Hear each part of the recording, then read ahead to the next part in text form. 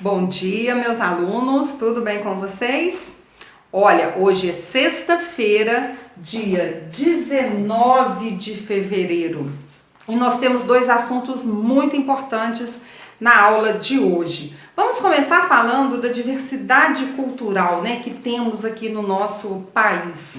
O Brasil é um país de uma extensão territorial, né, muito grande, né, muito extenso, e nós sofremos influências, né, de todos os povos que vieram para cá, influência dos portugueses, né, que nós somos um país que foi colonizado pelos portugueses, então eles trazem influência da linguagem, da culinária, da cultura, do modo de vestir, né? Temos as influências indígenas, africanas, enfim, de todos os povos, né, que vieram para o Brasil, os indígenas que já estavam aqui. Então formou-se o povo brasileiro, que é esse povo, né, que tem essa diversidade imensa. E quando a gente fala de diversidade cultural, ela tá na música, né? Nós temos quantas músicas aí indígenas, africanas, né, que fazem parte da nossa cultura, né? O nosso folclore, que é muito rico, a culinária, né? Tantas receitas, né? Tantos produtos, ingredientes aí que são lá da época dos índios, né, dos escravos africanos e que nós usamos, né, até hoje, fazem parte aí da nossa culinária. Até mesmo o modo de ser, deitar na rede, andar descalço, isso era costume indígena, vocês sabiam? Né? E é um costume, né, que nós trazemos aí até hoje nos nossos hábitos, não é verdade? Um dos produtos, né, o mais cultivado era o milho. Então, de todos os ingredientes, né, da culinária, o que mais se destaca é o milho, né, que os indígenas já cultivavam. E com ele, né, eles faziam a canjica, faziam a pipoca, faziam pamonha, né? Então o milho já é tradicionalmente aí da nossa culinária, tá? Também a mandioca, né? Para preparo da tapioca, né? E de vários outros pratos, tá certo? Então, meus amores, nós vamos ver que essa cultura indígena, essa cultura africana, essa cultura portuguesa, diante dessa mistura toda dessas culturas, nós temos aí a nossa diversidade cultural que está presente nas músicas, na nossa culinária, no nosso modo de vestir, no nosso modo de falar, né? Enfim, o Brasil é um país riquíssimo, né? Culturalmente falando, não é verdade? Agora, meus queridos, nós vamos falar do nosso segundo assunto da aula de hoje, que é as instâncias, né, do poder público e os canais de participação social. Vamos entender como que tudo isso funciona. Vou começar dando para vocês aqui um exemplo básico. Nós temos a nossa escola, não é verdade? Quem é que administra a escola, que gerencia a escola?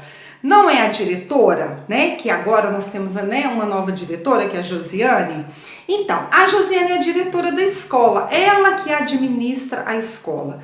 Mas ela consegue fazer isso sozinha? Ela faz tudo na escola? Ela cuida da limpeza? Ela faz a merenda quando os alunos estão na escola? Ela vai lá na sala de aula e dá aula? Ela vai na secretaria, cuida da secretaria? Não, de forma alguma. Ela precisa de pessoas para auxiliar, né, na administração da escola, não é isso? Ela não daria conta de fazer tudo isso sozinha. Então, existem uma distribuição aí dos serviços, das funções, das obrigações, né? Ela tem as professoras que vão dar aula, ela tem a moça que trabalha na secretaria, que vai cuidar da documentação, ela tem as serventes, as cantineiras, que vão cuidar da limpeza e da alimentação dos alunos, não é verdade? Mas ela está gerenciando, administrando tudo isso.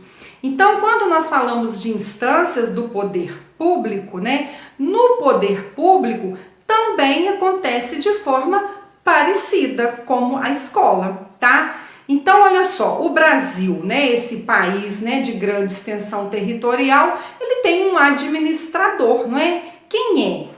Quem é o chefe, né, da nação? Não é o presidente da República? Então, o que acontece? O presidente da República, ele cuida desse Brasil todo sozinho? Não, vai subdividindo, né, as tarefas e as obrigações. E para isso, nós temos 3 poderes, 3 instâncias do poder público que nós vamos conhecer hoje. O poder executivo, o poder legislativo e o poder judiciário. Vamos saber como que funciona cada um, né? E quais são as pessoas aí, né, que estão à frente desses 3 poderes, correto? Então vamos lá, acompanhem comigo aqui no quadro. Então olha só, tá aqui os 3: executivo, legislativo e judiciário.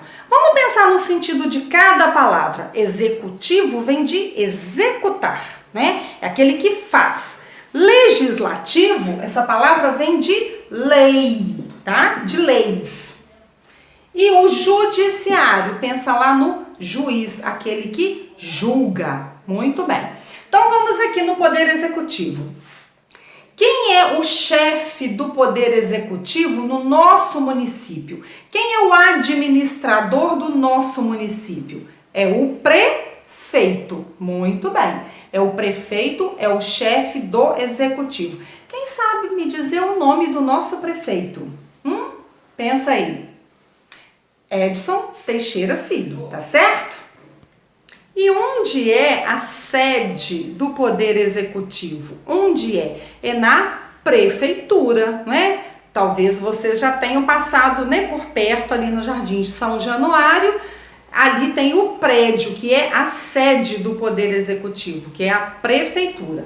Então, o chefe do poder executivo é o prefeito. E o nosso prefeito se chama Edson Teixeira Filho, tá? Ele governa por 4 anos, podendo ser reeleito por mais 4 anos, que foi o caso que aconteceu com o nosso prefeito. Quem é que escolhe esse prefeito? Somos nós, né? Através do voto, né? Nós escolhemos o nosso prefeito, os nossos vereadores, o nosso presidente, o governador, tá certo? Enfim. Então, o chefe do poder executivo é o prefeito no município, tá? E no estado, quem que governa o estado de Minas Gerais? É o governador, que no caso é o Romeu Zema, é o nosso governador atual. E o chefe do poder executivo, né, na instância federal, né, do país, quem é? Jair Bolsonaro, é o presidente, tá certo? Então, do país é o presidente, do estado é o governador e do município é o prefeito, ok? Mas o prefeito não governa sozinho, então ele precisa, né, dos vereadores. Os vereadores são que fazem parte aqui do poder legislativo, são aqueles que vão fazer as leis do município. Então, os vereadores são representantes nosso, né, do povo, né, diretamente, né, através dos vereadores é que nós vamos ter aí os nossos serviços garantidos, tá certo? E onde é, então, a sede do poder legislativo? Quem saberia me dizer? A sede do poder legislativo é a Câmara dos Vereadores, tá? Que aqui em Ubá, ela fica ali na rua Santa Cruz. Depois eu vou colocar para vocês uma foto, né, uma imagem da prefeitura, da Câmara dos Vereadores, para vocês conhecerem, ok? Então, muito bem. Poder legislativo representado aqui pelos vereadores, tá? No município. E o poder judiciário, né, são os juízes, né?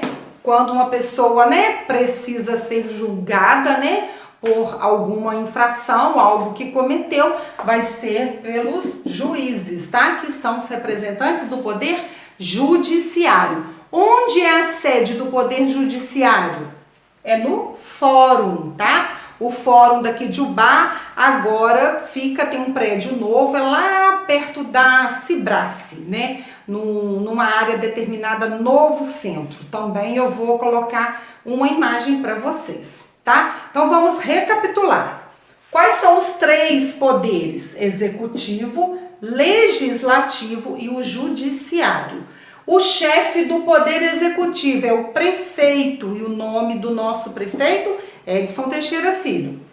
Poder Legislativo representado pelos vereadores, tá certo? Que trabalham na Câmara dos Vereadores. E o Judiciário, enfim, pelos juízes. Olha, meus queridos, nós vamos ver agora quais são, assim, os canais de participação, né, que os cidadãos podem ter perante aqui esses três poderes. Como eu disse para vocês, os vereadores, né, é o nosso contato direto, né, aqui com o poder público, tá? Eles são os nossos representantes. Eles é que vão levar as nossas reivindicações, os nossos pedidos, né? Ah, eu estou precisando, meu bairro precisa que seja colocado um bueiro aqui na rua, porque quando chove não tem para onde a água escoar. Então eu vou, através, né, do vereador, vou procurar um vereador para ele me representar fazendo esse pedido para mim, tá certo? Então, olha só, existem vários canais de participação social. A Câmara dos Vereadores, ela tem reuniões toda semana e é livre para o povo ir para o plenário participar, com exceção, né, desse tempo que estamos de pandemia e que tudo está acontecendo de forma virtual. Mas estando numa situação, né, normal, todo mundo, qualquer pessoa pode ir participar da reunião dos vereadores, tá certo? Então, a Câmara dos Vereadores, ela tem vários canais, né, para facilitar essa participação. Ela tem uma página no YouTube, ela tem no Facebook, tem no Instagram, né? Tem o site da prefeitura também. Tudo isso eu vou colocar para vocês depois aqui no grupo, e também lá numa atividade que eu pedi, eu já listei ali os canais de participação, que é muito importante que vocês conheçam, tá certo, meus amores?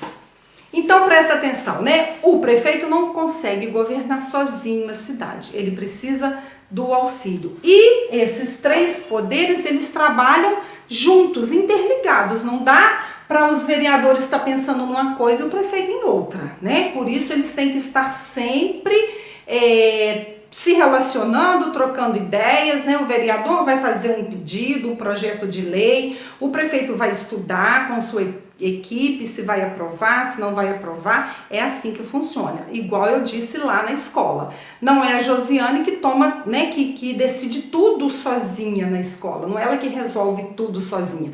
Ela é nossa representante, ela está à frente da escola, assim como o nosso prefeito está à frente do nosso município, né, respondendo pelo nosso município. Mas ele é um representante do povo, tá ok? Vocês vão fazer as atividades com bastante atenção. Se precisar, assista o vídeo mais uma vez. Presta muita atenção nessa matéria, porque ela é super importante, tá ok? Um beijo e eu aguardo vocês na aula de segunda-feira.